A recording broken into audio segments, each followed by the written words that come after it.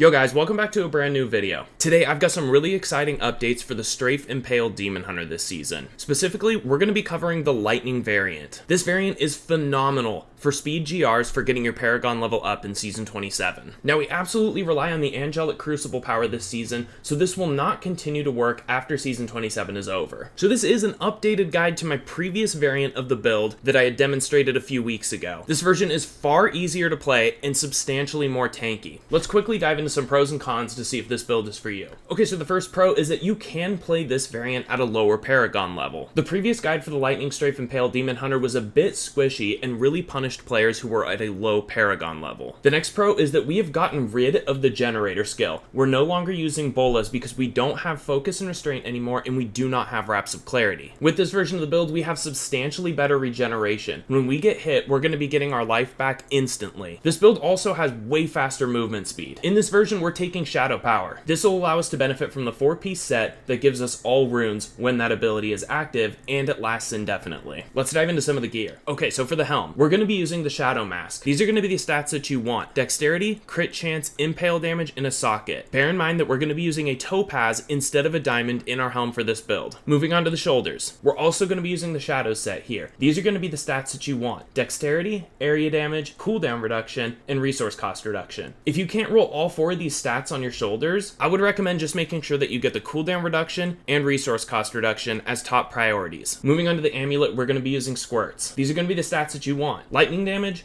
Crit, and a Socket. The 3 most important stats on here are your Lightning, Crit Damage, and Socket. If you can't get a Quadfecta, I would recommend dropping the Crit Hit chance on this item. Okay, for the gloves, we're also going to be using the Shadows set. Again, these are the stats that you want ideally: Crit, Area Damage, and Cooldown Reduction. Once again, if you can't get all of these stats on here, I would recommend dropping off the Area Damage. Make sure you have that Crit, and cooldown. Alright, so for the chest, we're also going to be taking the Shadow set. Dexterity, Vitality, All Resist, and 3 sockets is what you're going to want. I would recommend using diamonds. However, if you want the extra damage, you could switch out to emeralds instead. For the bracers, we are not going to be using the Wraps of Clarity because we're dropping the generator with this version. I recommend taking the Warzeshian Arm Guards with these stats: Lightning, Dexterity, Vitality, and Crit Hit Chance. Okay, for our rings, we're going to be taking the Elusive Ring. Although these rolls are good, ideally I would rather not have Dexterity and have average damage instead. The exact same thing could be said for my Convention of Elements. We want average damage, crit, and a socket. Of course, it is difficult to roll quadfecta rings, so if you can't get that, a trifecta works just fine with dexterity. Do take note that you really want the secondary abilities on these to roll really high. We have a perfect roll on our 60% for Elusive Ring, and because we got a Primal Convention of Elements, we get the full 200% bonus. One thing that I will note is that the build is pretty tanky, so if you can't get the full 60% on your Elusive Ring, you should do just fine. Okay, for the belt and leggings, we're going to be using the Captain Crimson set. These will be the stats that you want: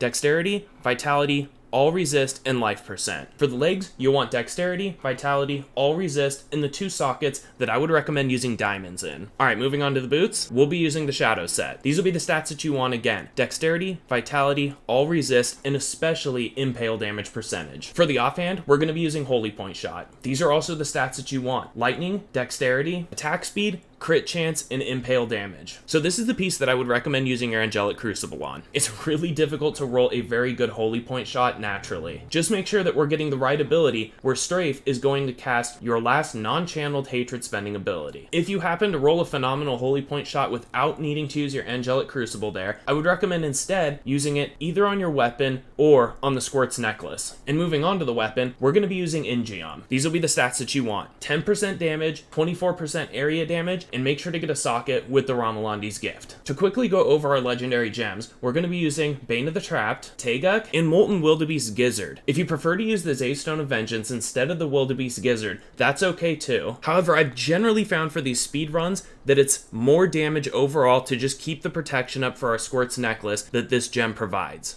Let's take a quick look at the cube. Of course, we're going to be using Carle's Point in the cube so that we can benefit from the Impale damage %. This is also going to make sure that our hatred doesn't deplete. Next up, we'll be using the Mantle of Channeling for additional damage and damage reduction. And of course, we need the Ring of Royal Grandeur so that we can benefit from the Captain Crimson set and also the Shadow set. Okay, so we're going to be taking Impale with Ricochet. All you're going to be doing at the start of a rift is throwing this out once just to make sure that when you're strafing, you're constantly casting this ability. And of course, we will be taking Strafe Strafe, I recommend taking the Drifting Shadow rune. This is going to keep us moving quickly through our GRs so that we can clear these in about 2 minutes or less. Next up is Shadow Power. You can take any rune on this that you want. Remember that our 4-piece set bonus is going to let us benefit from all runes on this ability anyways. The different runes do give you a different aesthetic though, so I'd recommend going through them and picking the one that makes you look the best. Next up is Smokescreen with Displacement. We're going to be spamming this the entire time. This is going to keep us moving really quickly and also allow us to evade all incoming damage for a period of time. Next up is Preparation with Focused Mind. This is just here so that we can spam Smokescreen indefinitely without ever running out of discipline. Lastly, we take Vengeance with Dark Heart. Adds more damage and gives us damage reduction, and we have almost permanent uptime on this if we have a good rift. Now, of course, we are reliant on the Ingeon for this build, so if we're not hitting enough elite packs, we might drop our Vengeance off for a short period of time. One reason that I really like this version of the build is because we are tanky enough to survive without having Vengeance up. The prior guide that I had made on the Lightning Strafe Impale Demon Hunter really struggled with survivability, especially if your Vengeance dropped. To move on to our passives, I recommend taking Tactical Advantage for the speed, Thrill of the Hunt so that we can slow enemies to proc our damage bonus on Bane of the Trapped, Ambush to do a very strong opening attack on our enemies, and Coal of the Weak so that we can do more damage to those enemies that are slowed by our Thrill of the Hunt ability or the aura on our Bane of the Trapped. Alright, let's talk about your follower for this build. You absolutely want to be using the Enchantress. Make sure that you're hitting 25,000 intelligence with her gear. Some key pieces include the Flavor of Time, Nemesis Bracers, Ice Climbers, an Oculus Ring, and a focus to make sure that she cannot die, or enough gear that gives her enough survivability so that you can use the focus that unlocks all abilities. For the skills, I recommend Temporal Pulse. Prophetic Harmony is absolutely essential. For this slot, you can either take Powered Shield for survivability or Erosion for some additional damage. And lastly, I like to take Fate's Lapse just to make sure that we're not dying. But the survivability for this build is much better, so if you'd like to experiment with Focused Mind, I would absolutely recommend it. Let's quickly talk about tips and tricks and gameplay. This build is incredibly easy to play. What I do is I just spam my 2, 3, and 4 keys over and over and over. This will ensure that preparation is up as much as possible so that we're not running out of discipline. This will also just keep Vengeance up as often as we can, and this keeps us moving quickly and also evasive to damage. Do bear in mind that this build is all about hunting elites. We are focused on the Ingeon and getting our cooldowns back up as quickly as possible by hunting down elites. I also recommend that while you're strafing, you occasionally throw out an impale of your own. This will add just a little bit extra damage and allow us to sneak in an impale in the middle of the global cooldown of the impale that's naturally firing while you're strafing. I especially recommend doing this on single targets that you're trying to take out quickly. So with this version of the build, you can also play a lot more in the face of your enemy. Because of all the damage reduction we get from the Shadow Power, the Vengeance, and our Elusive Ring, you can really be up in the action without having to worry too much about dying. Make sure that you're picking a high enough Greater Rift difficulty. If you're too low and you're one-shotting everything, you're gonna run out of hatred and actually move slower than you would had you picked a higher GR tier. Personally, I recommend running around 120. Based on your Paragon, you can go a little bit higher or a little bit lower, depending on which one you're clearing in 2 minutes or less. Also make sure that you're doing as much damage as you can during the lightning cycle. This is a Convention of Elements build. When the fire rune comes up, we know that lightning is next, so prepare yourself. Now this last tip is a little tricky. What we're gonna do is we are going to snapshot the Bottomless Potion of Mutilation with Shadow Power. Because of this build, Shadow Power lasts forever. Shadow Power says that life per hit is increased by 25% of your character's life per kill. So because it lasts indefinitely, when we use this, it's going to look at how much life per kill we have in that moment. So if you take a little bit of damage, you can pop the Bottomless Potion of Mutilation. This will give you substantial life per kill for 5 seconds. During that 5 seconds, hit your Shadow Power ability to gain a massive permanent buff. During each GR, you'll only have to set this up 1 time. Let's go ahead and get into some gameplay.